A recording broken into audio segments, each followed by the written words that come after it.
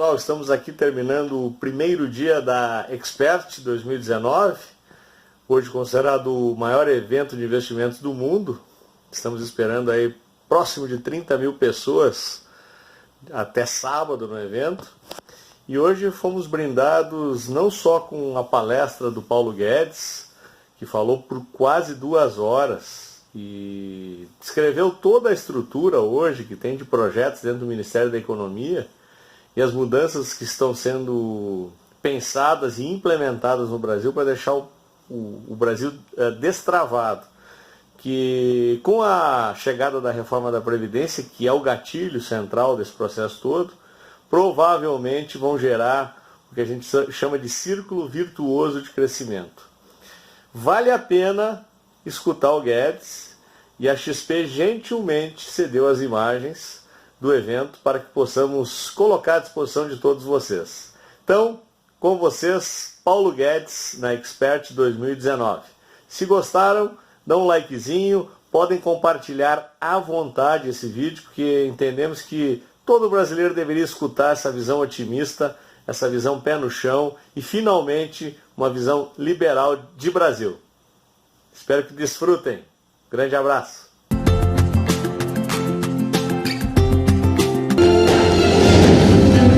Ministro Paulo Guedes e Daniel Cunha.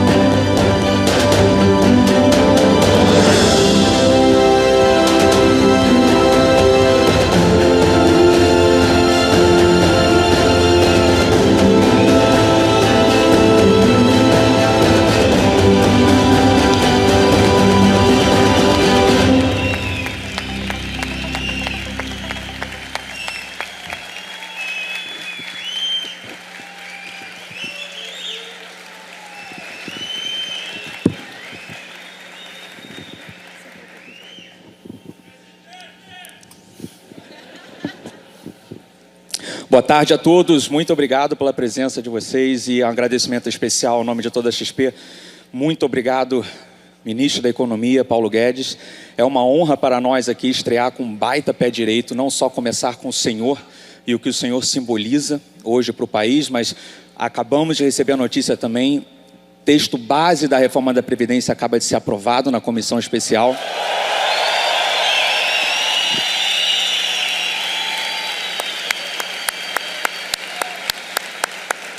36 votos a 13, que vamos dar sequência. Ministro, um rápido parênteses, a última vez que eu estive contigo, 10 de abril desse ano, Nova York, precisamente o 100º dia de governo, e abri um bastidor daquele evento que a gente conseguiu fazer.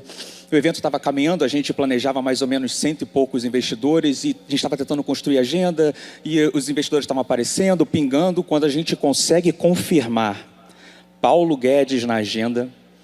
A gente que planejava receber 120 investidores em Nova York, recebemos 440. Então, para isso é uma prova do que o seu nome simboliza, do momento que o país está passando, do interesse, da expectativa que existe nesse momento de transformação do Brasil. A gente adoraria ouvir as suas palavras sobre o que foi esse primeiro semestre e os caminhos que o país está tomando. Muito obrigado. Obrigado. Eu vou lá. Ok. Boa tarde a todos. Eu vou falar uns 20 minutos sobre o nosso diagnóstico, o que nos inspira. Vou falar uns outros 20 sobre o que fizemos nesse primeiro semestre, os primeiros movimentos, e os 20 minutos finais sobre as mudanças que virão, as transformações que estamos tentando implementar e abertos para perguntas, dependendo de como seja a mecânica de funcionamento de vocês, eu estou à disposição. Eu acho importante gastar um pouco de tempo nesse diagnóstico e na montagem da equipe para vocês entenderem que a fase mais difícil é essa inicial, porque é quando realmente nós estamos enfrentando o maior buraco fiscal, que é exatamente o da Previdência. Então, vamos começar primeiro por um diagnóstico. Eu acho importante, falei isso algumas vezes durante a campanha, e não paro de repetir, porque nós temos que ter isso em mente. Há 40 anos, os gastos públicos crescem como percentagem do PIB. O descontrole sobre os gastos públicos foi o grande vilão dos males, das disfunções que a economia brasileira atravessou nos últimos 30, 40 anos. Os gastos eram em torno de 18% do PIB, 17%, 18%, 19% do PIB, 40 anos atrás. Final do regime militar,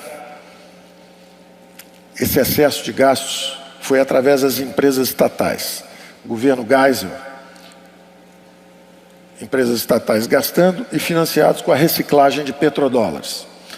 Então, esse excesso de gastos, os gastos partindo na frente das receitas do governo, mas com financiamento de capital externo, e o Brasil começou a ficar vulnerável a endividamento externo. Começamos crises cambiais recorrentes até recentemente. O governo seguinte, o governo Figueiredo, foi uma espécie de governo Dilma dos militares. E da mesma forma que o PT acabou no governo Dilma se emburacando, os militares, no final do período de um regime politicamente fechado, com o governo Figueiredo,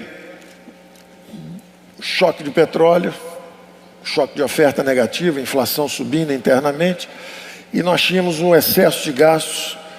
Dessa vez, em vez de financiado com excesso de endividamento externo, foi um excesso de expansão de crédito doméstico. Conta aberta no orçamento monetário, Banco Central arrombado, financiando esse choque de oferta. Era como jogar gasolina no fogo. Já tínhamos pressão de inflação, recessão e inflação subindo, e você vai e joga crédito farto, e a inflação dispara e vai para 200%. Entra o governo civil, e como na metáfora de Platão, o fenômeno é o excesso de gastos. O mal está no excesso de gastos públicos, no excesso de intervenção do governo e gastos públicos em excesso. A inflação subindo, os reajustes de preços que eram anuais passam a semestrais, a trimestrais, a mensais, a semanais e, no final, reajustes diários. E como na metáfora de Platão, em vez de vermos o fenômeno, estamos examinando as sombras na caverna. É um epifenômeno, é um sintoma, é uma consequência. A aceleração do reajuste de preço. Aí nós fazemos o plano cruzado, congelamos preços. Explode tudo logo à frente, vamos para a hiperinflação. E aí congelamos uma outra sombra na caverna de Platão. Da mesma forma que os investimentos eram feitos com horizontes longos, 1 ano, 2 anos, passamos a 6 meses, 3 meses, mensais, semanais, diários. O Brasil virou o país do overnight, reajuste diários. Congelamos os ativos financeiros. Aquela hiperinflação de 5.000% explode novamente, e dessa vez vai para 2.000%. Então vocês veem as disfunções que esse excesso de gasto vai causando na economia brasileira. A economia brasileira, que era uma das economias que mais crescia no mundo, 7,3, décadas, crescendo mais que a China, que a Coreia do Sul, que o Japão, crescendo 7,3, 7,4% ao longo de décadas. O Brasil começa a descer. No final do período militar já está crescendo 5,5%, 5%. Entra a redemocratização, continuamos baixando para 2%, 2,5%. Sempre o mesmo vilão, o excesso de gastos públicos. Ininterruptamente subindo ao longo de 40 anos. 18% do PIB, 22% do PIB, 26% do PIB, redemocratização, 32% do PIB. Entra os tucanos, 34, 36, entra os petistas, 38, 40, no pico no governo Dilma, 45% do PIB. E dessa vez, graças ao plano cruzado, que tecnicamente foi muito bom na parte monetária, mas só mudou o switch, porque ele não controlou os gastos públicos. Nós, em vez de financiarmos com moeda e irmos para a hiperinflação, começamos o endividamento em bola de neve. A dívida vem de 800 bilhões para quase 5 trilhões hoje. E o Brasil vira o país dos rentistas. Todo mundo vive de renda, quem tem dinheiro, e quem não tem, que procure seu emprego. Então as disfunções continuam, e o Brasil vai descendo, vai descendo. E o diagnóstico durante toda a nossa campanha foi o seguinte: o excesso de gastos públicos causou todas as disfunções financeiras que o Brasil atravessou, degenerou a democracia brasileira, corrompeu a democracia brasileira e estagnou a economia brasileira. Nós corrompemos a democracia e estagnamos a economia. Esse foi o resultado final desse longo período. Impostos muito altos, juros muito altos, economia parada, estagnada e desemprego aberto. Bom, vamos ficar pessimistas por isso? Não. Porque ao longo desse processo, uma história, um script se desenvolveu, que eu chamo de a dinâmica de uma grande sociedade aberta. O legislativo ficou independente, fez um impeachment à esquerda, depois um impeachment à direita, primeiro à direita, o Collor, depois um impeachment à esquerda com a Dilma. Quando o executivo tentou comprar essa sustentação parlamentar de um legislativo independente, despertou o poder judiciário que prendeu os dois, quem comprou e quem vendeu sustentação parlamentar. Então nós somos uma democracia emergente, vibrante, e só pulávamos na perna esquerda da social-democracia. Agora temos uma aliança de conservadores e liberais, a centro-direita, que deve fazer mais ou menos o contrário. Se os impostos subiram, os impostos têm que descer. Se os gastos públicos subiam descontroladamente, eles vão ter que descer. Se os juros subiam pelo excesso de gasto do governo, você controlando os gastos, os juros vão começar a descer. E se o país acabou estagnado, nós temos que reanimar a economia brasileira. Sem truques, só com fundamentos. Montando a equipe, montando o governo logo no início, havia muita incompreensão sobre a campanha, que vai ser campanha. Não, a campanha é ordem e progresso. São os conservadores e os liberais, centro-direita. Se o diagnóstico é o excesso de gastos do governo, vamos montar um Ministério de Economia dando prioridades. De 1,5 trilhão que o governo gasta todo ano, crescente, 1,5 trilhão esse ano, crescente. Qual o maior componente de gasto? 750 bilhões, Previdência. É o buraco da Previdência, o buraco fiscal da Previdência. Criamos a Secretaria da Previdência, botamos uma equipe experiente, fizeram vários planos já, correções na Previdência anterior. Só que nós queríamos escapar desse modelo em direção ao modelo superior, um modelo de capitalização, em vez de um sistema de repartição. O sistema de repartição, ele destrói os recursos contemporaneamente. Você pega os recursos dos jovens, passa para os idosos, eles consomem. Só que eram 14 idosos, 14 jovens por um idoso, 40 anos atrás, quando eu era jovem. Agora, são 7 por idoso. E daqui a 40 anos, são 2 por idoso. Então o sistema é insustentável. Tem uma bomba demográfica. Ele vai explodir. Por isso nós tínhamos que atacar e colocar combustível suficiente. Daí a ideia de ser uma reforma de 1 trilhão. 1 trilhão são 100 bilhões por ano ao longo dos próximos 10 anos. E isso porque são 10 anos. Porque você jogar 20 anos, em vez de 1 trilhão de buraco lá na frente, pode chegar a 3 trilhões e pouco. Então, essa reforma que nós mandamos era uma reforma potente o suficiente para viabilizar um segundo passo, que seria a migração, a transição em direção ao regime de capitalização. Cada coisa de cada vez. O primeiro movimento agora era conseguir uma potência fiscal. A potência fiscal suficiente para tentarmos lá na frente de novo fazer um esforço de migrar em relação, de transição em relação ao regime de capitalização. Mas o mais importante é perceber as deficiências da antiga Previdência. Para sabermos as limitações e nos convencermos que nós vamos ter que migrar em direção à nova Previdência. O primeiro grande problema é esse, é a destruição dos recursos em vez da capitalização. Quer dizer, o país tem que levar recursos para o futuro. Se ele está levando promessas para o futuro de salários maiores, benefícios, pensões maiores, ele tem que levar também recursos para o futuro. O regime de capitalização faz isso, o regime de repartição não faz isso. O segundo grande problema da velha Previdência é o financiamento, é perverso. São os encargos sociais trabalhistas que oneram em quase 100% a mão de obra. Elas incidem sobre folha de pagamento, que é uma arma de destruição em massa de empregos. De 106 milhões de população economicamente ativa, quase 40 milhões não têm carteira de trabalho. Porque para empregar um brasileiro, um trabalhador, você tem que pagar o custo de 2. Então 40 milhões de brasileiros estão sem carteira de trabalho, sem emprego, e eles vão envelhecer e eles vão quebrar a Previdência lá na frente quando envelhecer. Então nós não podemos ficar presos nesse sistema. O sistema não leva recursos para o futuro, o sistema destrói empregos aos milhões, 10, 20, 30, 40 milhões de empregos destruídos. O sistema é ineficiente na alocação de recursos, um sistema de capitalização. Esses recursos teriam uma XP Previdência, que ia captar recursos no Brasil inteiro, aplicar esses recursos.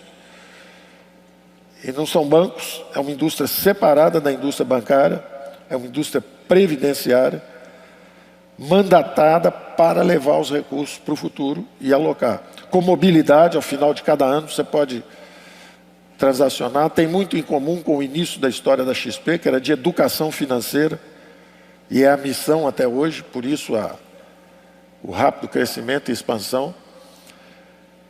Cada jovem, tendo o seu primeiro emprego, a ideia era isso, a carteira digital verde e amarela, ele, no seu primeiro emprego, ele começa a ser educado financeiramente, a se responsabilizar pelo próprio futuro, levar esses recursos para frente, a cada ano comparar a rentabilidade da caderneta dele com as outras. O governo garante o retorno mínimo, mas a gestão é descentralizada e numa indústria privada, que educa financeiramente, democratiza a poupança, acumula capital, transforma os trabalhadores em sócios do progresso, e é a difusão do capitalismo popular.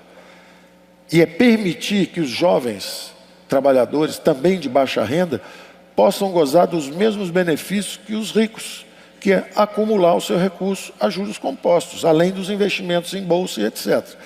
Quer dizer, os ricos capitalizam seus recursos, passam recursos de geração para geração. Aos pobres você diz não, eles têm que viver da Previdência e mendigar aqueles recursos que nós destinamos. Não, você pode perfeitamente deixar essa indústria prosperar, mas garantindo um retorno mínimo aos que tiverem problemas. Então, em nenhum momento se abandonaria a solidariedade. Só que pelo menos deixa cada um correr por si, ver o que consegue na vida, e se ele cair, você ajuda. E não antes do cara correr, você já está garantindo um futuro para ele e dissipando os recursos. São promessas falsas, que você promete coisas que você não vai cumprir. Você está destruindo os recursos, não está levando nada para o futuro. Então isso era importante para nós tínhamos que fazer isso, era o primeiro ajuste. E montamos um grupo para fazer isso, super experiente. Estamos tendo apoio. Apesar de tudo que se diz por aí, a grande verdade é que o presidente da comissão especial, o relator, o presidente da Câmara de Deputados, e finalmente, eu acredito que a Câmara de Deputados vai aprovar ainda antes das férias. Eu acho que semana que vem isso vai ao Congresso, e eu confio no Congresso brasileiro.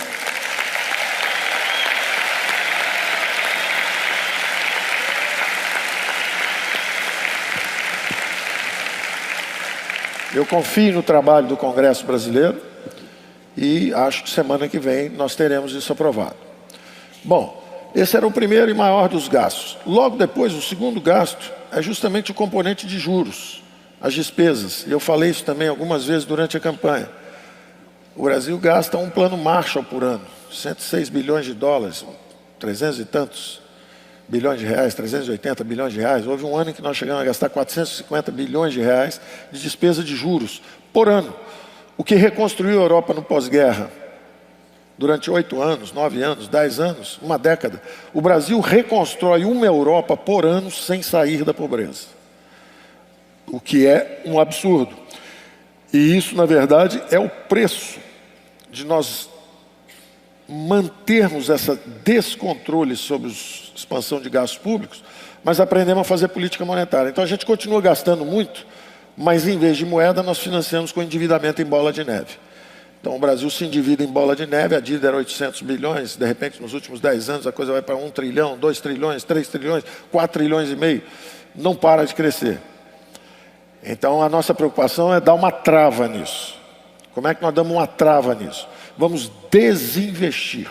Então criamos a Secretaria de Desestatização, Desinvestimentos, fizemos as contas durante a campanha, era em torno de 700 bilhões de reais o valor, entre 700 bilhões e 1 trilhão, o valor das empresas estatais, da participação do governo nas empresas estatais brasileiras. Hoje esse valor, graças à alta da Bolsa e tudo que acontece, que a gente também acreditava que ia acontecer, isso já está bem acima de 1 trilhão. Não sei quanto vamos conseguir vender, mas ao invés de fazer a coisa errada de uma forma bem detalhada, que é o que nós fizemos várias vezes no passado, o melhor é fazer a coisa certa, mesmo que de uma forma imprecisa. Então nós estamos indo nessa direção, a política é desinvestir para reduzir o endividamento do governo.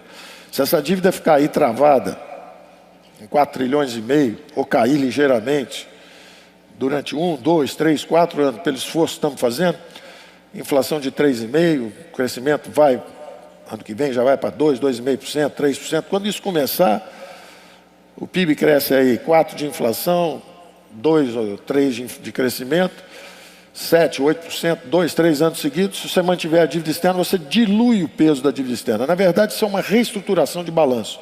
Nós estamos falando de um balance repair, quer dizer, como qualquer empresa faz, que ela vende alguns ativos, pré-paga bancos, reduz o endividamento, 2, 3 anos disso, ela dilui o peso dos juros no orçamento e melhora a estrutura financeira do seu balanço, no caso o balanço da União. A Petrobras acabou de fazer isso recentemente, estava praticamente quebrada, quebraram a empresa e a fundação, quebraram tudo.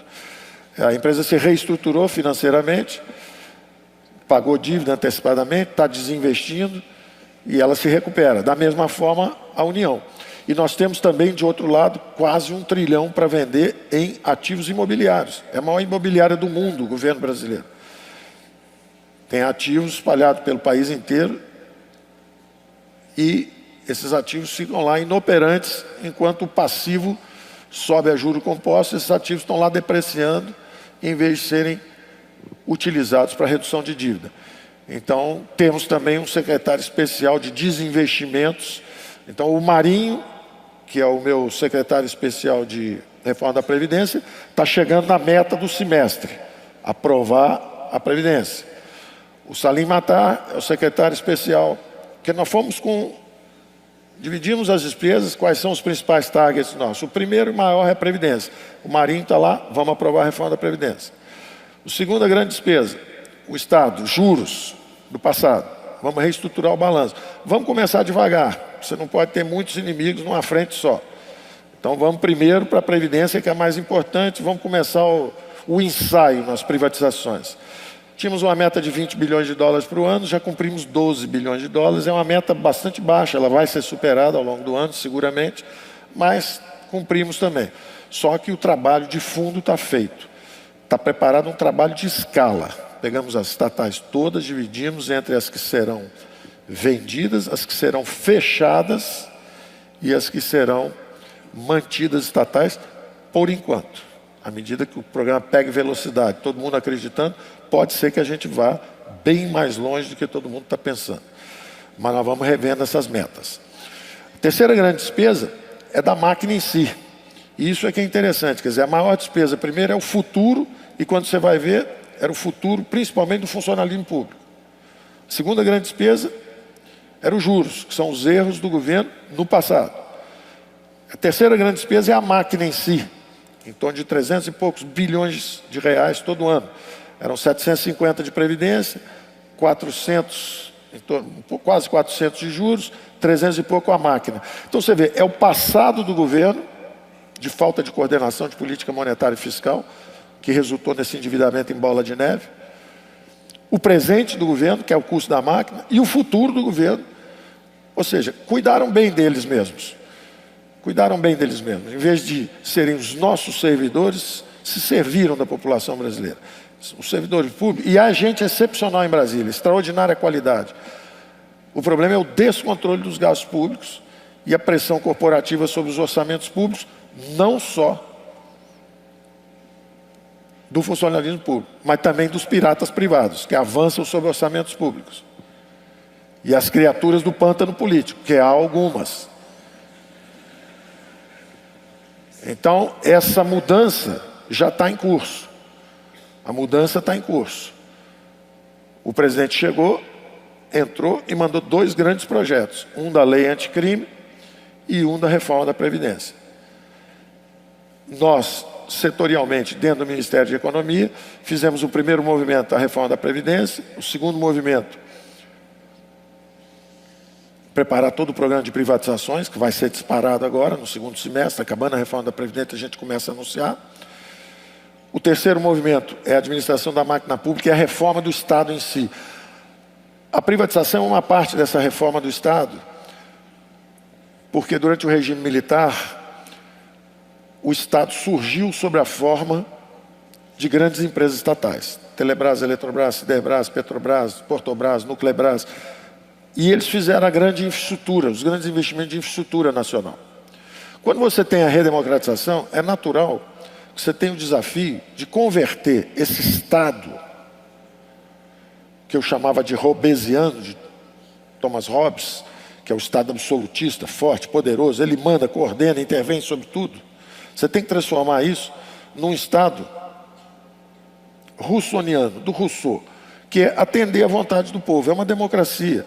Ela quer recursos para saúde, educação, saneamento, descentralização de recursos. Daí o nosso lema, mais Brasil, menos Brasília. Menos comando central, menos planificação, mais economia de mercado, mais recursos para estados e municípios, onde o povo vive. Esse recurso tem que descer. Se falta segurança pública,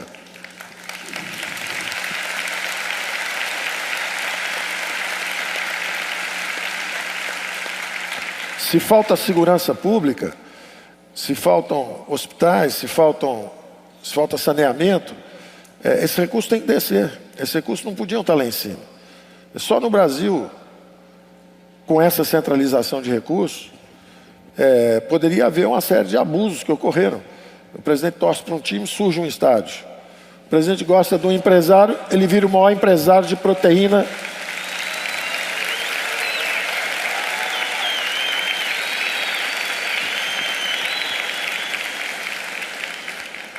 O presidente gosta do empresário, um banco público é capitalizado, esse dinheiro vai parar lá e de repente você tem a maior empresa de proteína animal do mundo. O presidente gosta de outro, vira a maior empreiteira da América. Não é assim. Nenhum presidente pode ter tanto poder. O poder, a essência da democracia e mercados são algoritmos de decisão descentralizados. A democracia vive exatamente da limitação de poderes e descentralização, checks and balances. E os mercados, da mesma forma, são mecanismos descentralizados de decisão. Você precisa de competição, mercados.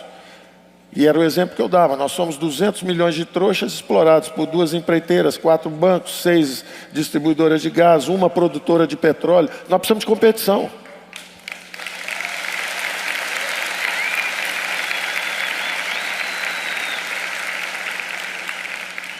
A XP é um exemplo de inovação competitiva.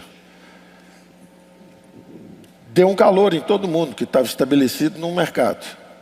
E está dando um calor em todo mundo estabelecido nesse mercado. Inovou, criou redes de distribuições, entrou no digital e descentralizou, inclusive, não só a educação financeira, mas como agora a democratização do ato de poupar e acumular e investir. Então é exatamente a mesma coisa que tem que acontecer no plano político. Nós precisamos limitar e descentralizar poderes. Uma outra secretaria importante, então essa transformação do Estado, ela envolve justamente acelerar as privatizações, desalavancar os bancos públicos, que foram ferramentas exatamente da estatização do mercado de crédito. Então, o banco público, um exemplar, que foi o caso do BNDES, botaram 500 bilhões lá dentro, alavancaram o banco deu dinheiro para Cuba, para Venezuela, deu dinheiro para Angola, para Congo, para todo mundo que não está pagando hoje. E mais alguns empresários. Tem lucro, Claro, porque não perde dinheiro, tem garantia da União. Se Cuba não pagar, a União garante. Quer dizer, nós, pagadores de impostos brasileiros, garantimos. Então o que nós vamos fazer? Nós vamos desalavancar o banco. Vamos desalavancar, encolher o crédito público e ampliar o crédito privado. Nós queremos desestatizar o mercado de crédito. Então vamos reduzir, eles vão devolver o dinheiro para a União. A União botou dinheiro lá para fazer essas alavancagens, que nós não gostamos. Então nós vamos desalavancar, devolve o dinheiro para a União, reduz a dívida, em vez de ficar carregando financiamento para amigo, empresa campeão, ou para países com ideologias obsoletas, e à custa de acumulação de endividamento público. Então nós vamos desalavancar os bancos públicos, reduzimos agora levemente os compulsórios de bancos privados. Ao longo dos próximos anos, quanto mais forte for a moeda, mais nós podemos seguir nesse ritmo. E vamos desestatizando o mercado de crédito. O governo vendeu títulos da dívida, jogou os juros para a população brasileira lá em cima, capitaliza o banco público e dá dinheiro para os amigos lá embaixo. Nós vamos reverter o processo. Tira o dinheiro dos amigos, desalavanca o banco público, retira a dívida pública e os juros começam a se aproximar de novo. Então você vai tirando o subsídio do lado de cá e vai reduzindo a dívida do lado de lá para que o juro seja menor e parecido para todo mundo. Bom, o próprio BNDE vai entrar nas privatizações, vai entrar na reestruturação financeira de estados e municípios, vai ajudar a aceleração dos investimentos da PPI e vai ajudar em saneamento. São 2 ou 3 prioridades, 3 ou 4 prioridades, e essa é a função do banco público que a gente quer. A Caixa Econômica Federal, da mesma forma, uma potência, um império financeiro, da mesma forma está devolvendo dinheiro também para a União, em vez de dar dinheiro também no FI, FGTS, para empresas campeãs. Você pode cortar 10 bilhões que você mandou para um campeão, expande 3 bilhões o microcrédito. O efeito para o Brasil vai ser muito maior, milhares de pessoas vão ser bem atendidas, e o campeão vai ficar chumbado por aí pelo caminho, que o problema é dele, ele é que escolheu a avenida escura. Ele é que vai sofrer de falta de luz ali na frente. E nós temos que fazer justamente o desvio dos recursos para onde a sociedade aprovaria. Bom, esses bancos públicos, então, a função deles está muito bem delineada também. Uma outra secretaria importante, que vocês viram o efeito agora, foi justamente uma das outras diretrizes que nós queríamos desde o início. O presidente, durante a campanha, falou: olha, nós não vamos ficar aí no Mercosul. O Mercosul que está com a Venezuela é no norte, a gente chama isso de Mercosul, isso é uma aliança política, isso é uma gaiola política, isso é uma prisão cognitiva, isso não é uma organização econômica interessante para nós. Então, logo que nós entramos, conversamos com os argentinos, falamos: olha, nós não vamos ficar em torno de uma ideologia obsoleta. Ou o Mercosul tem um novo eixo, nós queremos estar juntos numa proposta de modernização econômica e integração competitiva na economia global. O maior mecanismo de erradicação da miséria, a maior ferramenta que a espécie humana encontrou para gerar riqueza, é justamente a economia de mercado. É a integração, divisão do trabalho, integração dos mercados. E a globalização já aconteceu em várias etapas. Lá atrás, no Império Romano, a globalização foi no Mediterrâneo, foi em torno daquele mar lá. Depois, com as grandes descobertas dos europeus, espanhóis e portugueses, a globalização acabou criando a América do lado de cá, descobrindo o Brasil do lado de cá. A mais recente etapa de globalização é justamente essa que nós estamos observando. 3,7 bilhões de eurasianos, 1,5 bilhão de chineses, 200 milhões de indonésios, 1 bilhão de paquistaneses. Está todo mundo saindo da miséria nos últimos 30 anos. O eixo de crescimento do mundo mudou para a Ásia. Então tem 3,5 bilhões de pessoas saindo da miséria. Um chinês, quando nasce, já amarram logo uma TV plana nas costas do bebê, já joga no Oceano Pacífico, ele vem nadando e vende esse negócio do lado de cá do mundo. Estão saindo da miséria, a renda per capita subindo, O PIB da China era metade do nosso há 20, 30 anos atrás. Eles não param de crescer porque mergulharam nos mercados globais. Enquanto isso, o Brasil, abraçado com a Argentina, os dois bebendo bastante, afundaram ao longo dos últimos 20, 30 anos. A Argentina já foi a quinta maior renda per capita do mundo, no início do século passado. E o Brasil era a economia que mais crescia no mundo. E nós fomos fechando nossas economias, abandonando o comércio, enquanto todo mundo se integrou e cresceu, enriqueceu. Nós desaceleramos, afundamos, e os argentinos afundaram na história também. Então, o primeiro passo nosso foi chegar para o Mercosul e dizer, olha, ou nós vamos para cima, nos integrar, primeiro passo, União Europeia, primeiro passo, OECD, quer dizer, vamos dar um passo em direção às cadeias globais. E vamos falar para os americanos, ó, nos ajuda a entrar no OECD, porque os chineses estão querendo namorar. E a mesma coisa para os europeus, olha, ou nós vamos casar com o americano ou com vocês, quem é que vai abrir primeiro aí o movimento? Porque nós vamos abrir a economia brasileira. Quem nos ajuda a fazer a integração mais rápido? O Trump disse que vai nos ajudar e já recomendou o Brasil para a OECD, e ao mesmo tempo a Europa fez o primeiro movimento, fazendo a integração conosco na União Europeia. Então também ao final de 6 meses, esse movimento foi feito, está assegurada a abertura gradual da economia brasileira.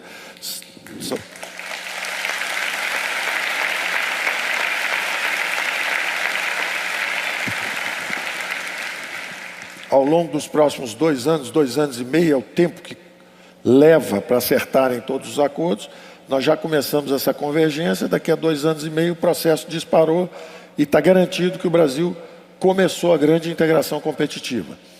Agora, como eu andei falando em algumas palestras de 10, 15 anos atrás, uma até viralizou, que era justamente quando eu dizia, olha, nós temos que ter cuidado quando abrimos a economia, porque do jeito que está hoje, o empresário brasileiro tem uma bola de ferro na perna direita, que são os impostos excessivos, uma bola de ferro na perna esquerda, que são os juros muito altos, um piano nas costas, que são os encargos trabalhistas, e aí você abre e fala assim, corre que o chinês vai te pegar. É maldade, nós não vamos fazer isso. Então nós temos aí 2 anos justamente para simplificar os impostos, reduzir, eliminar os impostos.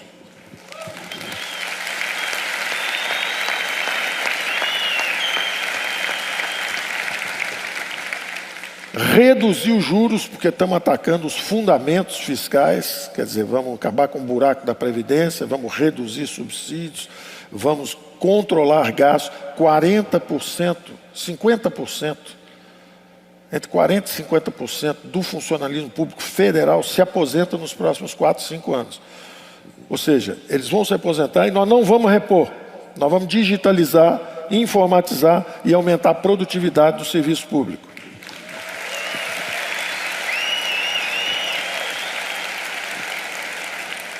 O ideal, quando você for tirar um passaporte ou fazer um registro no INSS, primeiro é que seja digital. E segundo, você tenha 3 sinaizinhos.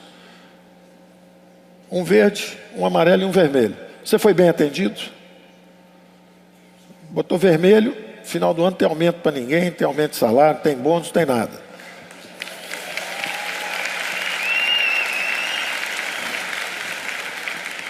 Se tiver um amarelo, a gente pensa. Se tiver um verdinho, a gente fala, pode. Essa categoria pode subir, está prestando um bom serviço, vale a pena manter o serviço. Então, tem um grupo também de jovens lá, e eu estou usando muito isso. Vocês são familiarizados com essa coisa de empresários. Tem toda uma ideia do Jim Collins, que é preservar o core, mas inovar o tempo inteiro. Eu usei isso um pouco. Quando eu cheguei lá no Ministério, eu peguei gente que conhece profundamente a máquina. Tem gente extraordinária lá, muito bem formada, muito preparada. É triste ver como se usou mal esse capital humano. Gente espetacular à deriva, sem direção e indo. Eu até brinquei com eles e falei, olha, eu nunca vi um país ir para o caos de uma forma tão bem monitorada. Está tudo sob controle. Você tem, para cada ministério, você tem o seguinte, metros quadrados per capita. Então tem ministérios mais folgados, tem 30 metros quadrados per capita, tem ministério mais apertadinho e austero, que são 8 metros quadrados per capita e tal.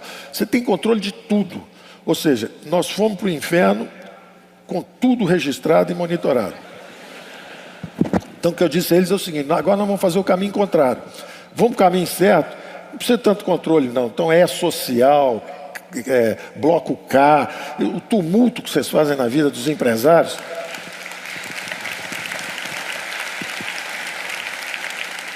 Eu vi galpões com esse pé direito, mas menores, evidentemente, indo ali até a 11ª fila, daqui até lá no final, de empresas brasileiras dizendo: ó, isso aqui é o que eu preciso para depositar todos os documentos que a Receita Federal pede para mim. Isso é o que eu preciso. E isso aqui é o que eu tenho lá nos Estados Unidos, ó, para fazer a mesma coisa. É uma sala com 3 pessoas.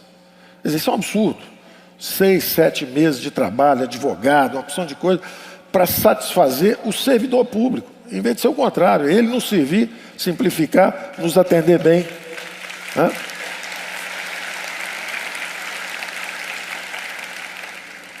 Então nós fizemos uma brincadeira, inclusive, lá, que é a seguinte. É uma brincadeira que acabou pegando e virou coisa séria, que é o seguinte: o George Washington foi o primeiro presidente americano. Perguntaram: como é que o senhor quer que chame o senhor? Ele virou e falou assim: Mr. President, não tem negócio de Vossa Excelência. Lá em Brasília, nos primeiros dias, você ia à posse de um, à posse de outro. A nominata levava 15 minutos. Vossa Excelência, Excelentíssimo, Digníssimo Senhor, não sei o quê. Vossa Excelência, como se fosse uma corte. Não é uma corte, são servidores públicos. Então senhores, boa tarde, pronto, acabou esse negócio. Então no Ministério da Economia é o seguinte: senhores, é um prazer, boa tarde. E acabou, vamos embora, não fala nome de autoridade nenhuma. Não tem autoridade aqui, tem servidores aqui. Fizemos isso no nosso ministério, todo mundo se comunica assim. Aí o presidente um dia ficou sabendo, falou: então aqui é assim também, daqui para frente é senhores e acabou.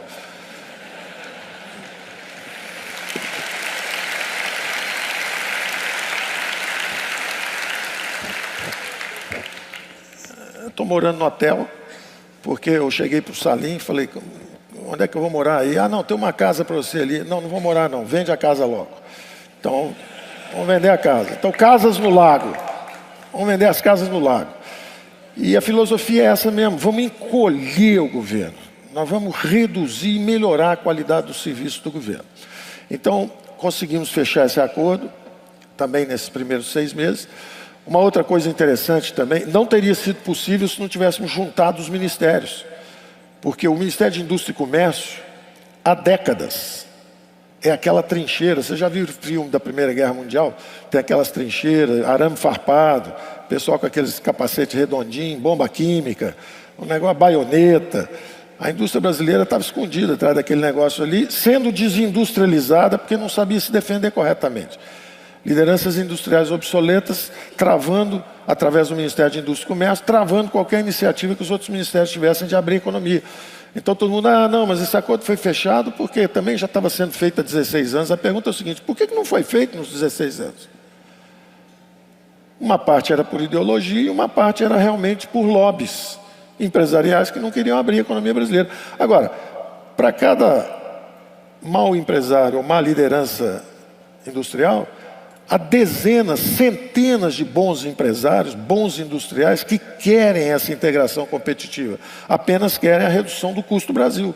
Logística, impostos, esse negócio todo. Então nós vamos fazer isso e eles estão a favor dessa abertura. Estão nos apoiando muito. E os poucos que lutaram contra essa fusão dos ministérios, para a gente poder... Porque antigamente era o seguinte: metade estava tocando música clássica e metade tocando axé. Então você não consegue abrir a economia. Quando você bota tudo junto e fala: vamos todo mundo tocar essa música aqui, foi possível fechar o acordo em tempo recorde também. Claro que as circunstâncias externas ajudaram, mas o importante é não perder a janela de oportunidade. A janela abriu, nós entramos e fechamos um acordo que estava parado há 16 anos, que garante essa abertura gradual. Então agora vem também os outros 2 aspectos, né? Precisamos reduzir o custo de infraestrutura. Nós tivemos o que nós chamamos tecnicamente de um crowding out. Quando o governo gasta muito, pressiona os juros sobem, você expulsa o investimento privado. Nós expulsamos o investimento privado. E o investimento público, que era de 15% do PIB em infraestrutura, foi descendo e hoje está a 1,5% do PIB. Então o setor público parou de investir porque quebrou. E o setor privado foi expulso pelos juros altos, foi expulso do mercado de infraestrutura. O que nós vamos fazer agora? Nós vamos abrir esses mercados justamente com as concessões, com as privatizações e com os contratos de infraestrutura que nós vamos fazer. E vamos fazer o que nós chamamos tecnicamente do crowding in. Nos próximos 10, 15, 20 anos, é o investimento privado que vai construir a infraestrutura brasileira. Porque o investimento público, o governo quebrou. Quem quebrou foi o governo, não foi o setor privado. O setor privado brasileiro está pronto para decolar, está todo mundo olhando e esperando. O setor público está quebrado. Então agora eles descansam um pouco. Jogaram muito, correram muito, suaram bastante. Vai para o banco agora, fica um tempinho lá, deixa a turma entrar em campo e vamos fazer esses grandes investimentos em infraestrutura. Isso está vindo lá de fora. Eu tenho encontrado, tenho feito poucas reuniões até com o setor financeiro por isso, porque eu não quero muita correria. É até bom, tem muita gente descrente, isso é bom que nos dá tempo para trabalhar. Em vez de convencer a turma para entrar, empurrar o dólar para baixo rápido, nada disso. Estamos conversando com o setor real, bilhões e bilhões de investimento querendo vir de fora e virão nos próximos meses e próximos anos, justamente para fazer esse crowding in de infraestrutura, de logística. Estamos quebrando monopólios importantes de cabotagem. O minério de ferro vai para a China, vira aço, chega no Nordeste, 30% mais barato que o minério de ferro que vira aço no Brasil e sobe para o Nordeste. Porque tem também, da mesma forma que tem cartéis, oligopólios para todo lado, tem também na cabotagem. Então o custo de transporte é caríssimo. Quando entramos para a União Europeia, fizemos esse acordo, quebramos esse cartel. Então agora vai ter competição, vai baixar drasticamente esse custo de transporte e o Brasil começa a reduzir esse custo de logística. Da mesma forma, os impostos. Nós vamos fazer uma simplificação importante, profunda. Não vamos fazer nenhuma aventura. Estão falando, mas as propostas são diferentes, porque a Câmara isso, a Câmara aquilo. Não. Lá na frente encontra todo mundo e que vença o melhor. Se eles têm um projeto, mas isso é bom. Imagina, o projeto estão parado há 18 anos lá sobre reforma de impostos. Agora só porque nós temos uma. Esse projeto foi reavivado e vai andar em alta velocidade. Excelente, nós queremos o bem do Brasil, nós não queremos autoria de nada. Nós queremos que o Brasil melhore.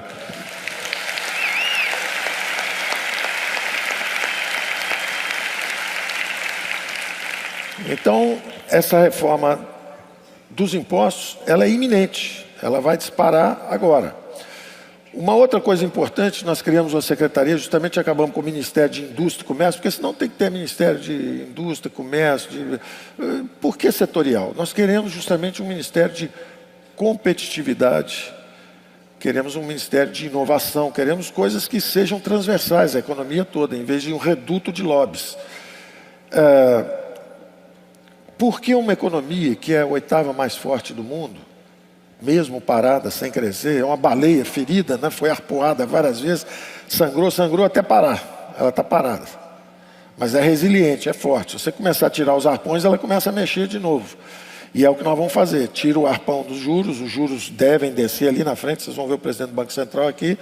Eu não preciso falar nada, ele vai falar que os juros futuros estão começando a descer, estão antecipando, mostrando que se sair a reforma da Previdência, os juros começam a descer, a economia está frágil ainda, então deve ser natural, os juros devem começar a descer, aí a despesa de juros começa a descer, aí o déficit do governo começa a diminuir, nós aceleramos as privatizações para reduzir dívida, para que não seja mais o paraíso dos rentistas.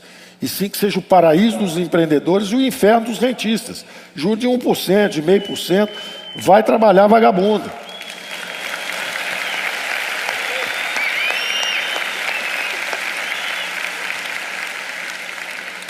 Então, nós estamos bastante convencidos que estamos no caminho certo, equipe super motivada. Um outro ministério importante, que é esse que eu dizia, de competitividade, produtividade e competitividade, eles têm metas. Tudo que nós estamos falando tem meta para o semestre, tem meta para o ano, e eles vão anunciar isso agora. A gente está quieto, porque se você começa a anunciar que vai mexer em tudo, começa uma confusão danada. O cara que fala, olha, eu só aprovo a Previdência se você me der uma vantagem ali na fiscal, isso, aquilo. Mas não vai machucar ninguém, porque são coisas boas. É redução de impostos, é só notícia boa. A notícia ruim era justamente esse impacto inicial da Previdência, que era incontornável. Mas daqui para frente são mudanças muito positivas e muito construtivas. E tem uma agenda bastante grande. E tudo já trabalhado. Se você pegar o Marco Sintra, apertar ele no canto, fala assim, puxa a moderada. para fazer a convergência lá com a do API, lá na Câmara. Aí ele puxa, já está tudo pronto, forma de projeto. Você fala, não, puxa a acelerada agora.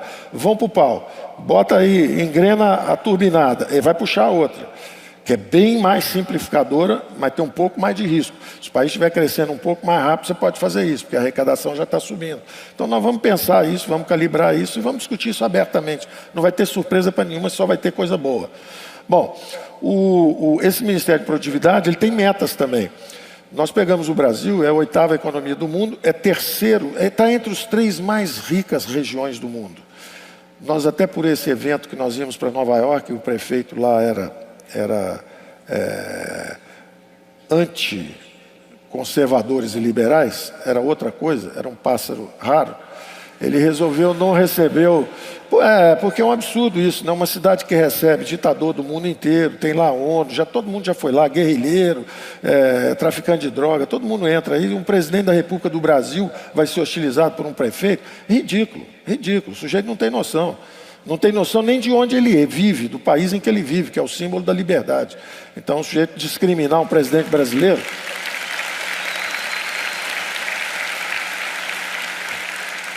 é um tonto, é um bobão. Foi ótimo, porque nós fomos parar em Dallas. Dallas queria, eles queriam entregar um prêmio lá para o presidente, foi parar em Dallas. Dallas é a capital do petróleo e do gás. Então foi ótimo, conversa vai, conversa vem. As avaliações iniciais deles é que o pré-sal está entre 500 bilhões e $1 trilhão. Esse troço tem que sair do chão nos próximos 10, 15, 20 anos, 30 anos no máximo. Porque depois vem um carro elétrico e isso aí virou graxa. Só vai sujar sua mão, virou fóssil, não serve para nada.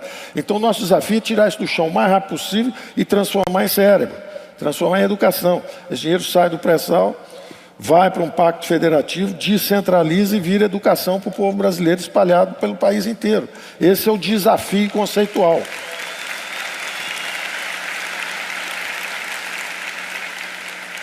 Esse é o desafio conceitual. Então tem que sair do chão rápido. Como é que sai do chão rápido? Aí vem a novidade. Vem o choque da energia barata. Nós vamos fazer o seguinte.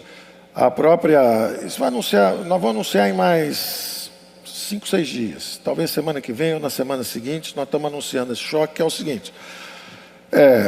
Por um lado, a Petrobras se convenceu que realmente ela tem que mergulhar no pré-sal. Em vez de ficar brincando de vender gasolina, de BR distribuidora, fazer isso aí. É um problema. Eu não mando nada na Petrobras. A Petrobras é uma empresa maior, adulta, vacinada.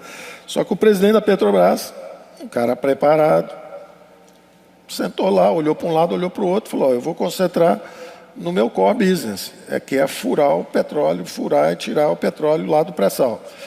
Em vez de ficar com um posto de gasolina ali, um pedaço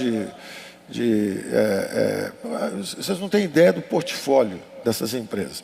Então o presidente entrou, já vendeu Passadina logo, que era um símbolo da confusão, depois vendeu isso, agora vendeu a TAG. Isso nos deu um problema, aparentemente era um problema, porque um juiz do Supremo votou contra a privatização da TAG. Isso foi ótimo, porque aí criou jurisprudência, nós fomos conversar com todos eles, e de novo, eu confio na dinâmica de uma sociedade aberta, centros de inteligência descentralizados.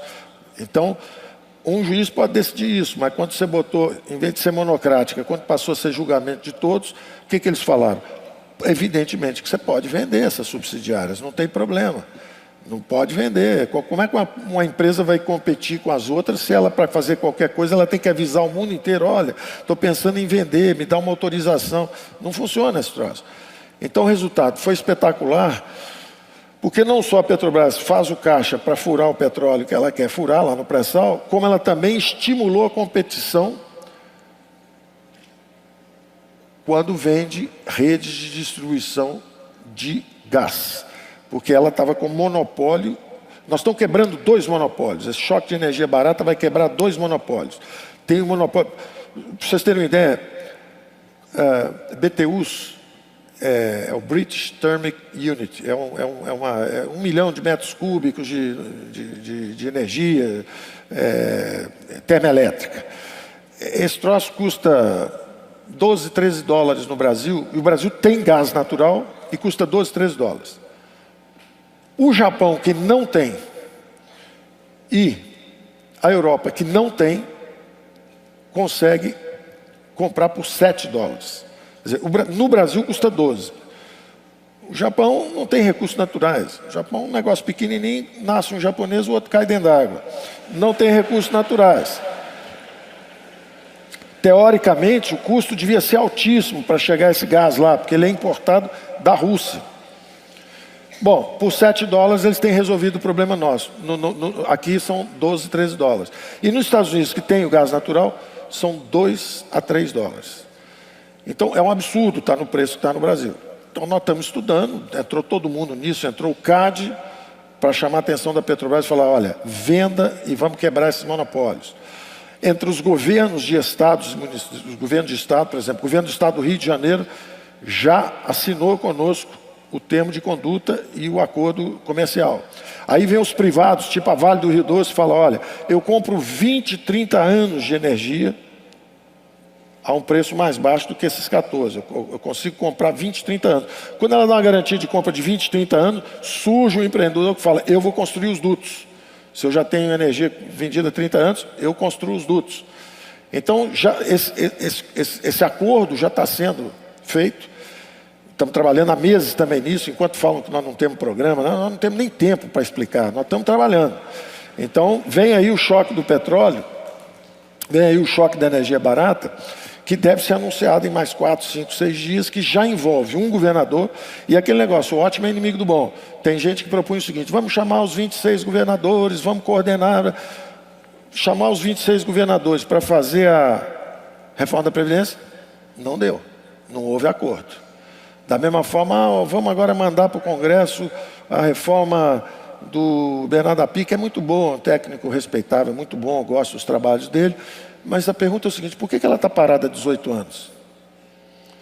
Porque é difícil conseguir acordo dos 26. Então, em vez de ficar esperando acordo 26, vem cá, o governador Witzel, você do Rio de Janeiro, tem petróleo ali na beirada e o pessoal queima o gás. Você quer deixar licenciar para o pessoal, para o gás entrar e você abre mão do seu monopólio na distribuição? Porque o que causa o preço caro do gás é justamente porque tem um monopólio na produção, na produção e na distribuição do gás. Se você quebrar os dois monopólios, a competição derruba o preço nos dois segmentos.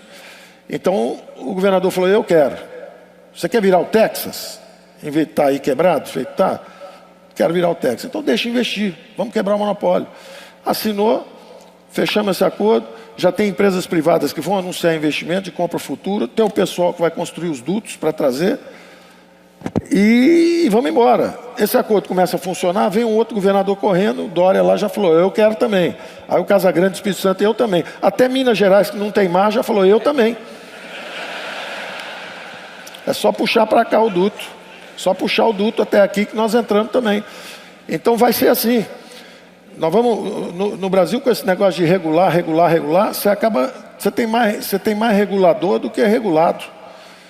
Você cria agência antes de existir o agente.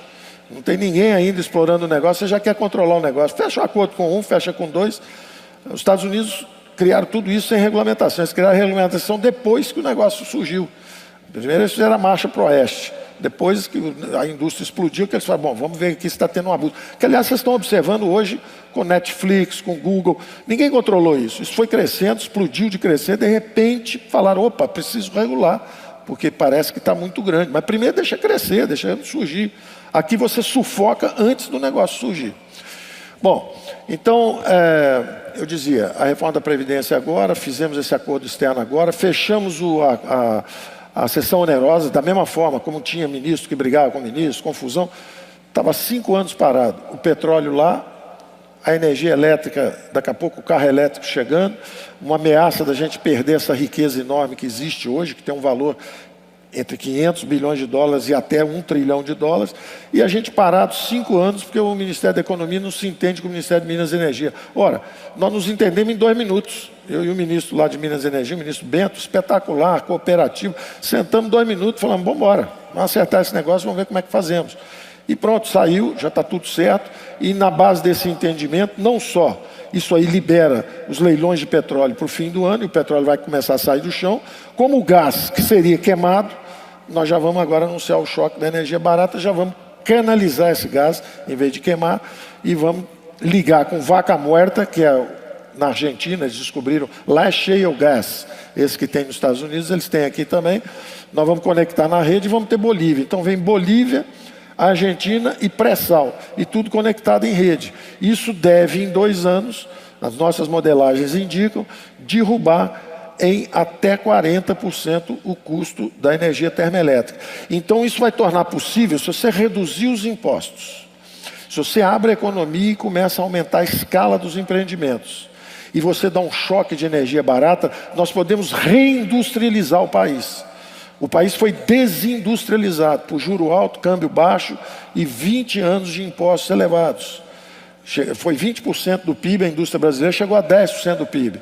Nós podemos, em cima de energia barata, logística, infraestrutura de investimento em infraestrutura e logística, nós podemos reindustrializar a economia brasileira. Esse é um processo que leva anos, levaram décadas para desintegrar o país. Em alguns anos a gente bota a coisa para rodar e para levantar voo de novo. Não é tão rápido, mas o caminho é esse. E na hora que você escolhe a estrada correta, governos futuros terão que seguir nesse caminho, independente de orientação ideológica e de tudo, né? Então, você fazendo a coisa certa, a coisa começa a andar, ninguém mexe com aquilo. Então, eu estou muito confiante no Brasil, porque eu acredito que esse momento é um momento de aperfeiçoamento de instituições.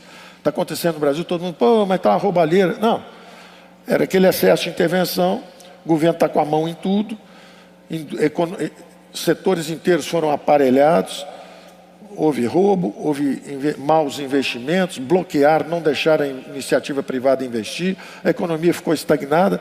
Ora, o resultado disso foi esse clamor popular, a eleição em busca de uma ruptura com esse modelo, entram essas ideias novas e isso começa a empurrar o Brasil de novo para o trilho. E ninguém consegue tirar, e ficam as heranças dos acertos. Da mesma forma que houve acertos quando lançaram programas sociais interessantes, esses acertos ninguém pode mexer, ninguém pode chegar lá e eliminar. Isso é nosso, é uma conquista nossa institucional. Quer dizer, houve inclusão social de mais pobres nos orçamentos públicos, isso é um ganho, isso é muito bom, isso é importante, tem que ser mantido e estimulado. Mas, por outro lado, as coisas erradas você remove. E as coisas boas vão se acumulando. Por exemplo, nós temos um Banco Central independente.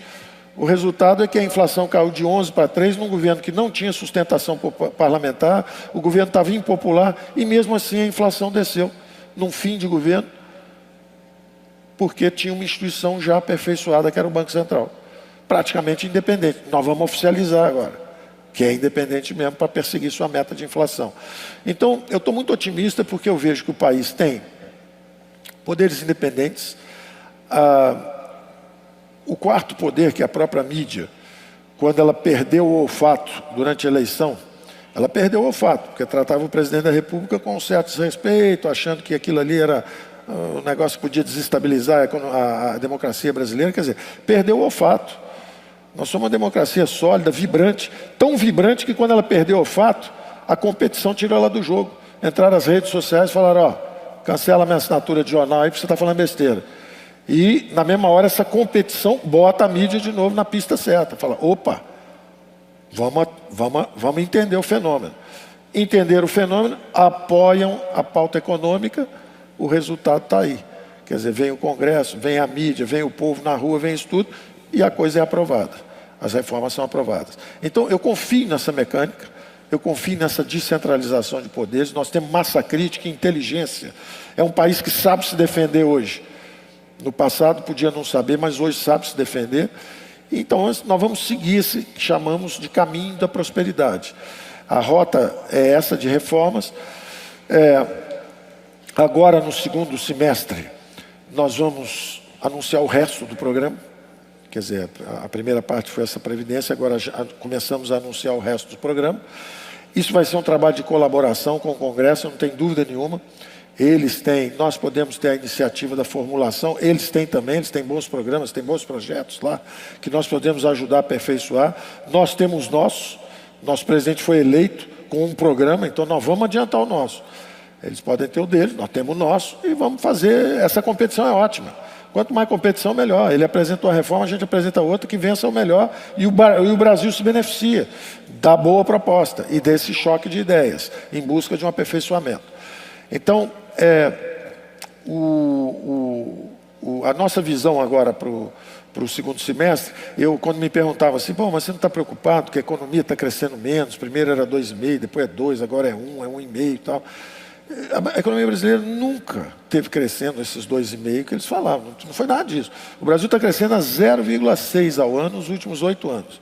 O Brasil teve uma parada cardíaca, parou de crescer. O que houve foi o seguinte, vem aí uma plataforma liberal. Ora, quem conhece a história sabe que o Japão foi reconstruído pelo Partido Liberal Democrata. A Alemanha de Ludwig Erhard virou uma potência em cima de programas liberais. O Chile, de país miserável, virou quase o dobro da renda per capita brasileira em cima de programas liberais. A economia americana, liberal. A Thatcher pegou uma ilha que estava afundando, que era a Grã-Bretanha, e aquilo se renovou, renasceu, se reinventou em cima de programas liberais. Então é assim mesmo, a democracia anda com as duas pernas. Vem uma turma que faz as reformas que bota para crescer, aí vem uma turma depois para pentear o cabelo, tirar a foto e distribuir um pouco. Tá bom, é o certo, é isso mesmo. Você caminha com as duas pernas.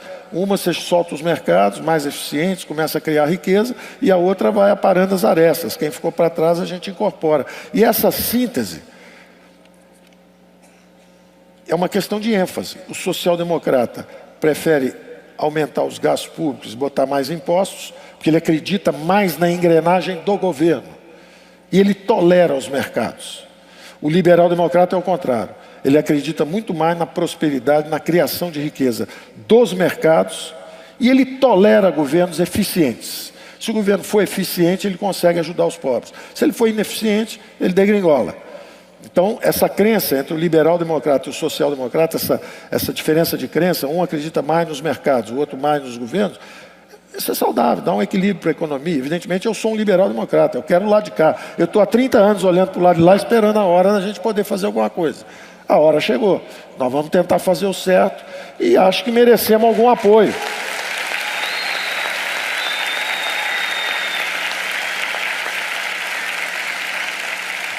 Acho que merecemos algum apoio e compreensão. Em vez de só ataque. Peraí, a bola é só sua? Só você que pode jogar? Ou dá para a gente pegar na bola de vez em quando? 30 anos não foi suficiente? Passa a bolinha para cá um pouco, vamos ver se a gente consegue melhorar. Porque do lado de lá parou, travou. Então eu estou absolutamente confiante que nós vamos andar nesse caminho virtuoso. Nós já estamos andando. As instituições estão se aperfeiçoando. O mundo está num momento interessante, porque, como eu dizia, a radiação cósmica de fundo, né, o som do universo é o seguinte: o mundo andou uns 30 anos, enquanto nós fomos para a clínica de reabilitação. Excesso de drogas. Agora o mundo vai dar uma freada, que andou cometendo alguns excessos também, e nós estamos saindo da clínica. Nós vamos voltar, vamos melhorar. Então está interessante porque lá fora os juros estão baratos ainda, estão baixos, quer dizer, há uma espécie de calmaria. Todo mundo numa guerra comercial intensa, ou seja, se chega um sujeito feito a gente que ainda não abriu a economia, que ia abrir de qualquer jeito, eu falo assim, em vez de eu falar que vou abrir de qualquer jeito, vamos fazer um acordo, cara, vamos, pronto, já ganhei uma opção de coisa, porque eu já ia abrir de qualquer jeito, ganhei uma opção de coisa de graça. Então, está um momento ótimo para fazer negócio. A China briga com os Estados Unidos, a gente chega para o chinês e fala, não dá, pô, ou você faz assim ou não dá. O americano, olha, você dançou com ele de roscolada até ontem, não dá para eu dar uma dançadinha com ele também? Deixa eu dar uma dançadinha também. Nós vamos comercializar com o mundo inteiro, nós somos... Agora, tiver uma guerra mundial, uma confusão, tudo bem, aí eu tenho que pensar de que lado eu estou, sou um liberal-democrata, eu estou na tradição do Ocidente, democracia e mercados, eu sei quem nós somos, eu sei de onde nós viemos. Agora, nós comercializamos com o mundo inteiro, o mundo está em paz, o mundo está sossegado, vamos trocar comércio. E não é só comércio, né? Principalmente hoje, a coisa é muito mais tecnologia e integração nas cadeias, né? Direitos de propriedade, marcas, patentes, quer dizer, tem toda uma economia de conhecimento se desenvolvendo. E a própria eleição do Bolsonaro no Brasil mostra que nessa quarta revolução industrial, nessa economia digital e do conhecimento que está chegando, o Brasil tem condições de fazer uma forte atualização, porque nós perdemos etapas anteriores. Só que a economia trocou. A matriz energética está trocando, nessa nós estamos até na frente, apesar Gente que já destruiu suas florestas nos acusa de destruir a nossa. Quando o Brasil tem muita preservação em relação ao que fizeram lá fora. E por outro lado, essa emergência dessa economia digital, o brasileiro anda com esse instrumento móvel aí, mobilidade de informação, que são esses iPhones, todo mundo o tempo todo com esse negócio. Então nós podíamos já estar como a China, usando isso como se fosse cartão de crédito, usando isso como se já fosse... Todo mundo faz pagamento, faz tudo por aí. Então vem uma revolução financeira, eu sei que a XP está pensando nesses termos também, vem uma revolução financeira por aí, vem uma modernização rapidíssima, e o brasileiro gosta de usar e gosta de inovar nessa área. Então nós temos condição de fazer realmente uma atualização dos nossos modelos, tanto do ponto de vista de matriz energética, a gente está na frente do resto do mundo, como também do ponto de vista digital, do ponto de vista de uso. O brasileiro é um usuário frequente desses novos sistemas. Todo mundo quer entrar, todo mundo quer fazer negócio conosco. Então nós vamos usar justamente esse fato de ter... Estamos fazendo várias aproximações nessa base. Por exemplo, Israel. Israel é muito inovador, mas não tem mercado. Então eles inventam coisas extraordinárias, mas não tem mercado. E nós temos um mercado enorme. Então nós podemos, olha, testa o seu negócio aqui. Se ganhar mercado é bom para os dois, é um ganha-ganha. Então nós estamos fazendo várias aproximações dessa forma, com países que estão evoluídos estrategicamente, em vez de fazer aproximação baseada em ideologias obsoletas, ficar trocando figurinha com o venezuelano, nós e a Venezuela trocando figurinha para ver quem é mais atrasado. Pô, vamos negociar com gente que é mais avançada, vamos aprender, vamos nos aproximar deles, vamos oferecer o nosso mercado para receber inovações tecnológicas, investimentos e também o comércio. Então, nós estamos a 6 minutos do final de tempo que eu tenho aqui. Eu não sei se as perguntas são um tempo extra ou se a gente já dedica esse tempo para as perguntas. Eu fico por aqui com um pedido de engajamento dos senhores. Primeiro, um agradecimento, porque eu vejo que há um apoio maciço nas ruas, nesses movimentos, sempre, e um movimento construtivo, não é xingando ninguém, é pedindo. As mobilizações são pacíficas, o povo vai para a rua, canta coisas. Eu nunca vi isso. 1 milhão de pessoas na rua pedindo, querendo uma reforma de 1 trilhão, não sei o quê. Isso é um negócio de doido, nunca aconteceu isso antes no mundo. O sujeito ia e falar assim, olha, pode fazer uma reforma, pode cortar a minha previdência futura, porque eu acho que isso é melhor para o país. Isso é um sinal de maturidade extraordinário, um sinal, entendeu? Eu sou do tempo em que você falava, vamos segurar um pouquinho os gastos do governo. Despejavam óleo quente, pedra, passeata, tudo para matar o sujeito que está propondo consertar o país. Então hoje eu vejo isso com muita alegria, de ver o envolvimento da população de uma forma pacífica, ordeira, um esforço de participação. Vejo que os mais jovens estão super esperançosos e apoiam essas mudanças. Acho que tem uma geração mais velha, que é a minha geração, que de certa forma desistiu do país. Mandaram recursos para fora, não acreditam mais, acham que o Brasil é muito complicado. Por isso que nós temos essas metas de... O Brasil sendo uma das economias mais ricas do mundo, do ponto de vista de recursos naturais, qual é o obstáculo? Por que uma das 3 economias mais ricas do mundo em recursos naturais, por que ela não é uma economia dinâmica? Por que o povo ainda não saiu da pobreza? A resposta é o seguinte, é uma prisão cognitiva. É uma prisão cognitiva, que nós somos prisioneiros de ideias obsoletas, atrasadas. Então, na hora que nós nos libertarmos disso, nós vamos saber transformar essa riqueza financeira, essa riqueza material, em prosperidade para todos. Nós estamos muito próximos disso. Eu percebo esse amadurecimento da população quando eu vejo a forma das manifestações. Não tem violência, não tem nada, são só exortações à participação. Isso funciona. Todo mundo que olha isso se sente mais tranquilo para votar a favor de reformas, de coisas que são modernas e vão ajudar o Brasil. Então eu estou super otimista, poderes independentes, a mídia entendendo, a mídia social incontrolável, esse negócio varrendo por aí, botando uma competição forte também no establishment, que é a mídia convencional dizendo, olha, na economia nós estamos de acordo, na outra nós vamos examinar caso a caso. Tudo bem, é do jogo. Se você em costumes e princípios. E isso é uma revolução no Brasil também, porque o Brasil estava elegendo muita gente com bons princípios, com bons modos e péssimos princípios. Tinha muita gente com bons modos, educada, etc., mas com péssimos princípios. E de repente vem um cara que todo mundo fala que ele tem maus modos, mas tem ótimos princípios. Eu tenho convivido com o presidente, eu não vejo 1 milímetro de comportamento dele que fosse, a não ser uma ingenuidade ou outra, numa coisa ou outra, assim, tipo assim, não, mas não dá para ajudar aquilo ali, não, como agora, o negócio da presidência, pô, dá para ajudar aqui, não sei quem, o presidente, é o Congresso que está com a reforma, agora é o jogo que segue, bola com eles é que vão aprovar esse negócio lá. Mas assim, o senso de justiça, o senso de correção, de acabar com corrupção, de fazer a coisa certa, é uma determinação do homem. O homem tem força de vontade, tem apetite, blindou os ministros para fazerem o que tem que ser feito. Se de um lado parece que está carente na coordenação política, na verdade isso é um problema de comunicação, um código de comunicação. Tinha uma forma de comunicação no Congresso, tem uma outra forma chegando, não houve ainda essa acomodação, a coisa ainda está balançando. Mas no final vai dar certo, porque os congressistas também foram eleitos e têm bons propósitos. Tem uma ou outra criatura do pântano que ainda vive no Paleolítico, né?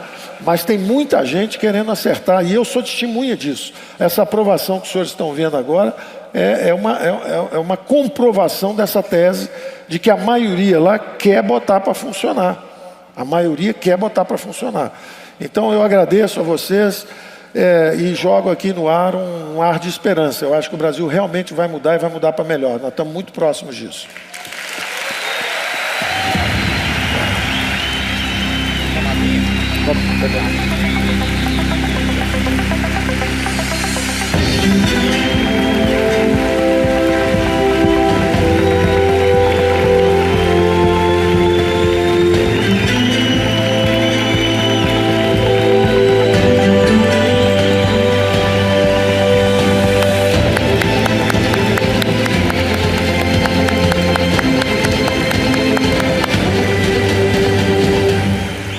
Ministro, muito obrigado pela presença, muito obrigado pelas palavras. Ainda tem 2 minutos aqui no relógio, vou usar. Recebíamos muitas perguntas aqui da plateia, mas se me permite reverberar uma frase que eu peguei do discurso, eu acho que ela é muito importante. Eu confio no Congresso. E é esse relacionamento que precisa hoje em dia, dado o contexto do país, de ter que encarar agendas dificílimas, complexas, algumas até controversas, de difícil explicação, de difícil formação de consenso para a sociedade. Ter esse lastro de confiança com o Congresso é primordial. Passado a Previdência, né, hoje demos um passo bastante importante nesse trâmite. Você falou de várias iniciativas. Mas como iniciamos o ano, a prioridade 1, até falado por você, a prioridade 1 é Previdência, 2 é Previdência, 3 é Previdência. Se a gente fosse olhar para o segundo semestre e tentar tatear, tem alguma prioridade? Qual é a próxima batalha no bom sentido, de formação de consenso, como qualquer processo democrático, da próxima pauta, da próxima agenda? O que seria encadeado os próximos passos? Eu vou reafirmar não só minha confiança no Congresso, que eu disse, mas também minha confiança no presidente. O presidente é um homem firme, determinado, e ele tem os propósitos muito bem definidos. Então, o que há é um problema de comunicação ainda, porque os dois querem, a maioria do Congresso quer o bem do país, evidentemente, e o presidente também. Há uma dificuldade de aproximação inicial, porque o presidente viveu lá muito tempo e viu muita coisa que ele achou errada e defendeu na campanha que fosse mudada. Por outro lado, o modelo brasileiro, exatamente porque ele estava em cima de excesso de intervenção do Estado, a participação da classe política era exatamente através dos cargos públicos. Então era uma indução à corrupção. Quer dizer, o político para se reeleger, e isso te dá bem a próxima agenda, que é muito importante, que é a sua pergunta. Então eu confio no Congresso. O que vai sair é uma resultante. Tem um Congresso de cá querendo fazer as transformações, está o presidente aqui, e vai sair uma resultante que será a nova política. A velha política se exauriu. Ela é parte de um passado que ruiu. Isso não interessa nem à classe política. Qual político que quer ser eleito? 96% do dinheiro está carimbado, sobra só 4%. Esses 4% tem que disputar com a maior ferocidade, e quem for eleito tem que ficar a vida toda fugindo do Moro, fugindo da Rádio Patrulha, fugindo da Polícia Federal. Isso não é vida, para ninguém. Então, eles sabem que isso que aconteceu lá atrás foi um desvio que o modelo econômico, eu não culpo a classe política, eu culpo a economia, porque isso é um fenômeno histórico, isso é conhecido. Isso é conhecido, é um fenômeno histórico conhecido.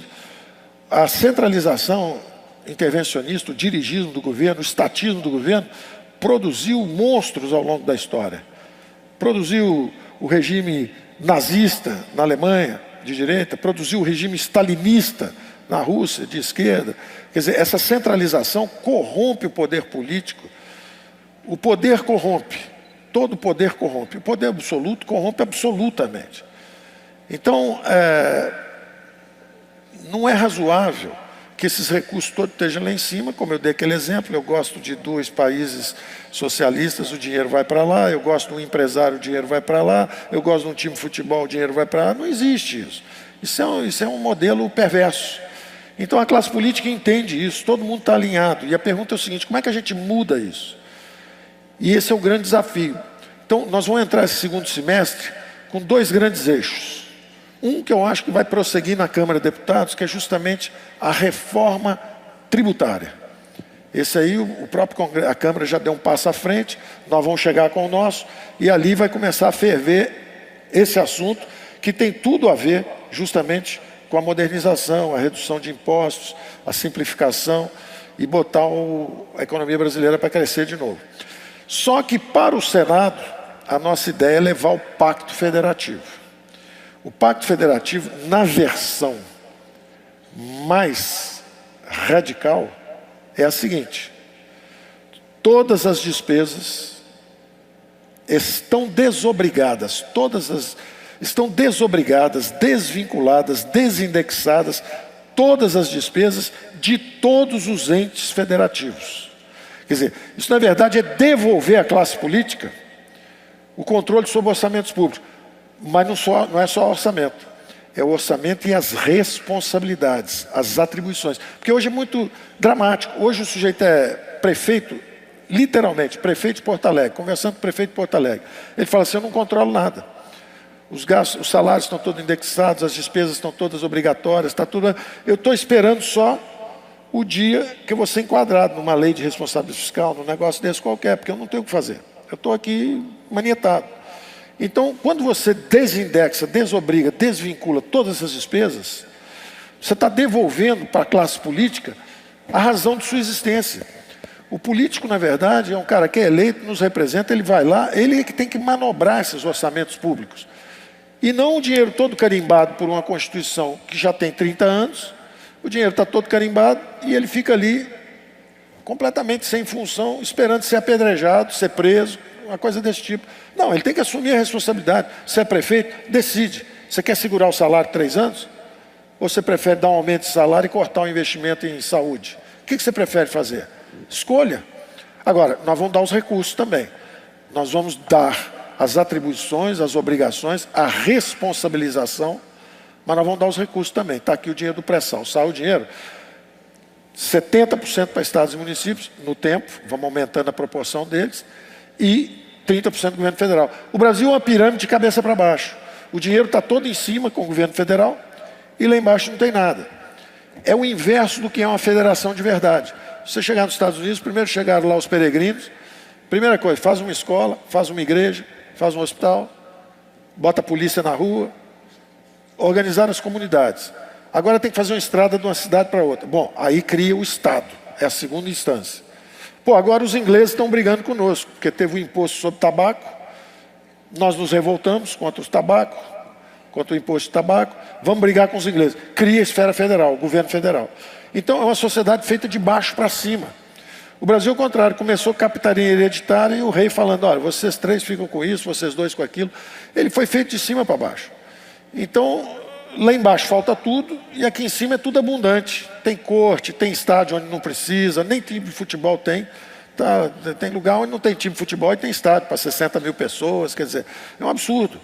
Então, o que nós vamos fazer é o seguinte: nós não vamos mexer no que existe para não derrubar o que está aí. Nós temos que respeitar o que está aí. No sentido de não queremos derrubar a indústria brasileira. Agora, nós temos que reverter o processo, que era desindustrialização, nós vamos reindustrializar. Da mesma forma, estados e municípios. Daqui para frente, o dinheiro que sair do chão nós vamos jogar para estados e municípios a fatia maior e para a União a fatia menor. Então nós vamos controlar lá em cima a federação e deixar os estados e municípios cada vez mais se responsabilizarem. E aí é uma tarefa extraordinária, é uma agenda extraordinária para a classe política. Eu, quando converso isso lá, converso com o TCU, converso com a ministra do Supremo Tribunal Federal, as conversas são extraordinariamente produtivas, porque eles entendem que é hora de fazer isso. O presidente Dias Toffoli, por exemplo, do Supremo, virou e falou o seguinte: olha, nós podemos ir para a história fazendo isso. A gente vai dormir no Brasil e vai acordar na Alemanha, ou vai acordar nos Estados Unidos, com a classe política realmente assumindo o controle desses orçamentos, mas também as responsabilidades. Então, de um lado, das despesas, você tem o poder de travar ou acelerar. E do lado das receitas, começa a chegar recurso para você. Então, você tem mais recursos, agora assuma a responsabilidade e enfrente as eleições, tomando as suas decisões. Os TCEs, que são os Tribunais de Controles Estaduais, em cumplicidade com os governadores, quebraram os estados. Quer dizer, Minas Gerais foi quebrada miseravelmente. Quebraram Minas Gerais, quebraram o Rio Grande do Sul, quebraram o Rio de Janeiro.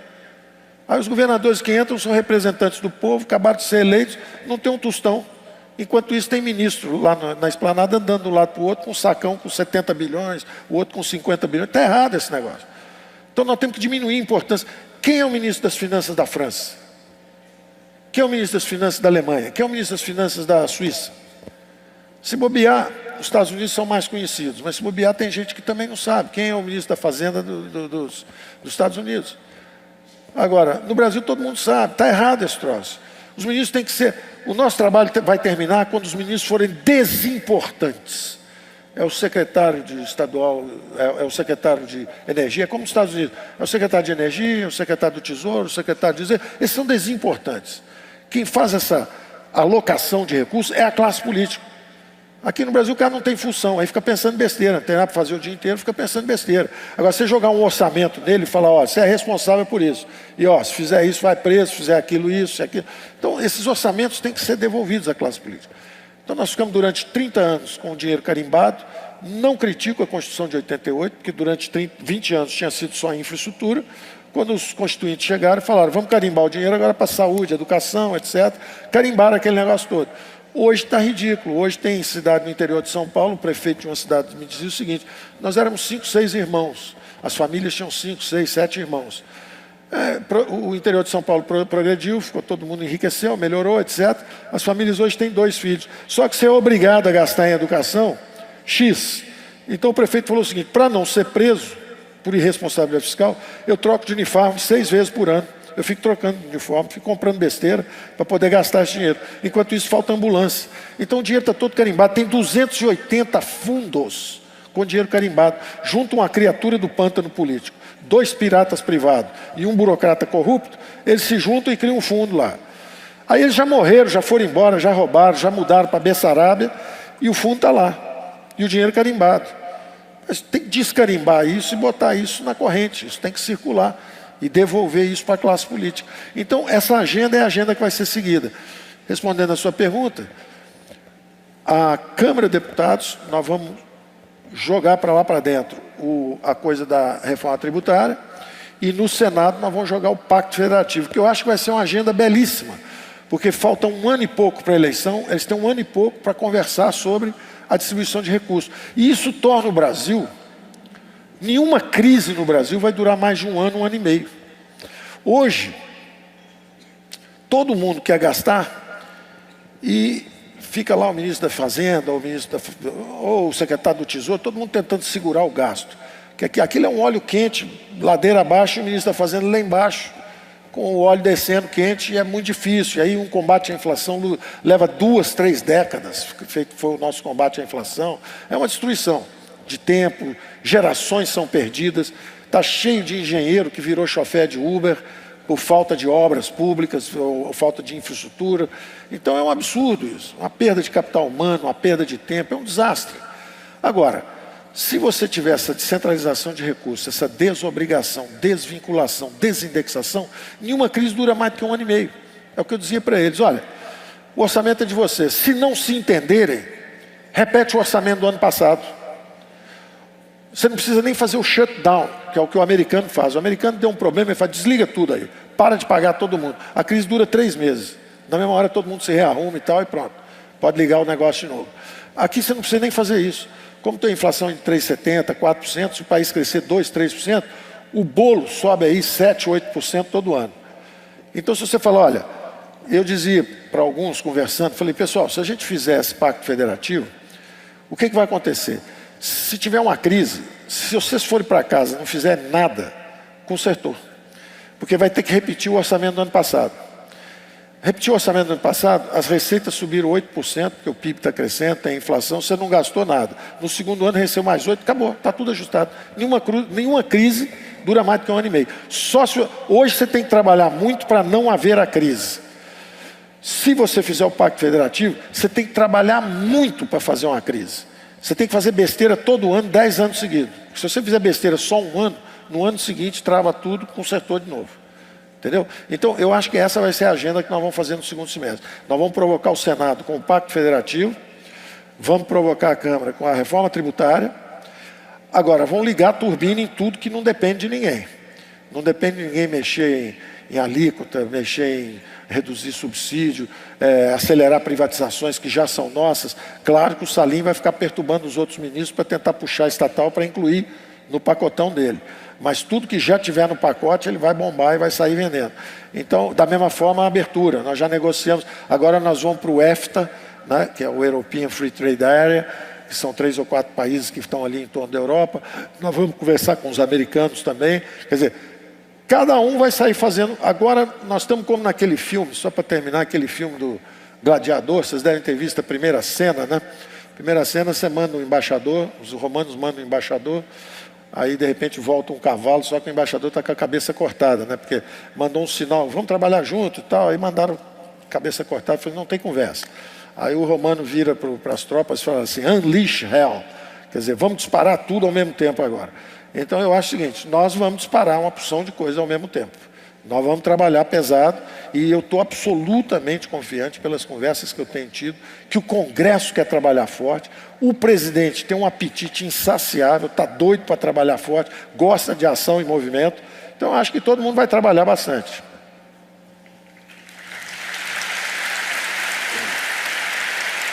Ministro, gostaria de passar mais algumas horas aqui, mas infelizmente o nosso tempo está esgotado. Em nome da XP, em nome do Brasil, muito obrigado. Senhoras e senhores, obrigado, ministro da Economia, Paulo Guedes. Bom, viu? Muito obrigado. Viu? Vamos lá.